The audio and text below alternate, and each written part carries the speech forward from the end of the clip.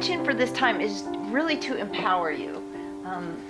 Everybody is really different, as you know, our sharing time just shows. And what you were saying about including grains and things like that in smoothies, and then you said nut butter and protein, and that's a really cool thing about smoothies, is that, you know, they're really individual, and that's a great thing. They're really popular right now, and so what I really want you to see is a way that you can make it work for you. What do you use to make your smoothies? What is the appliance that you're using?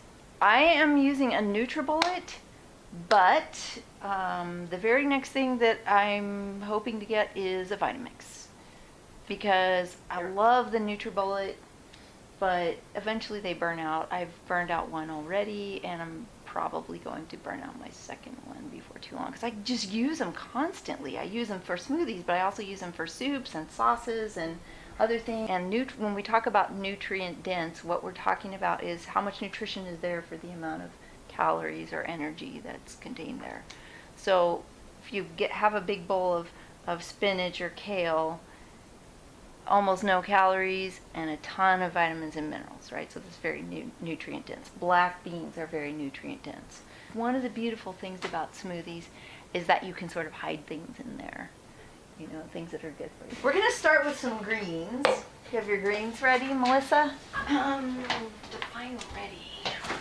If you're the kind of person who's kind of in a hurry a lot, which most of us are, They're not ready.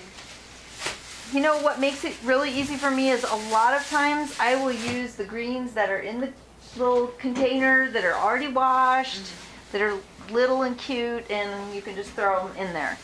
I also have a garden in my yard, and I have greens growing about 9 months of the year, so I use a lot of those too. If you want to ruin your smoothie, you can put things in it like arugula and frisee,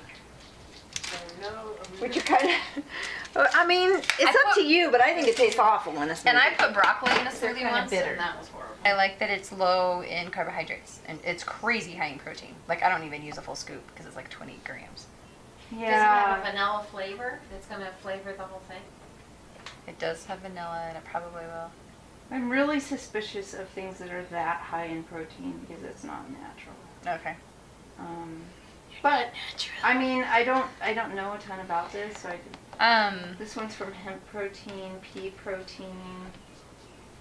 I don't know what else. Do you know the Alive brand? Have you heard of that? I've seen it, but I don't know a lot about it. I think that one's actually a tasty. pretty good Yeah, one, it's tasty. from what I remember. And that coconut oil and coconut milk has that. Yep.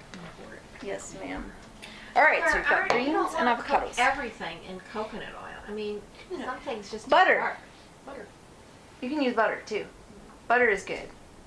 What about ghee? Ghee is good. What is ghee? What's ghee? It's butter ghee that is has clarified all butter. the- Yes, Oh. butter, Yeah, you tell. Yeah. It has all the You junk know out of better. it. It's Yeah. basically very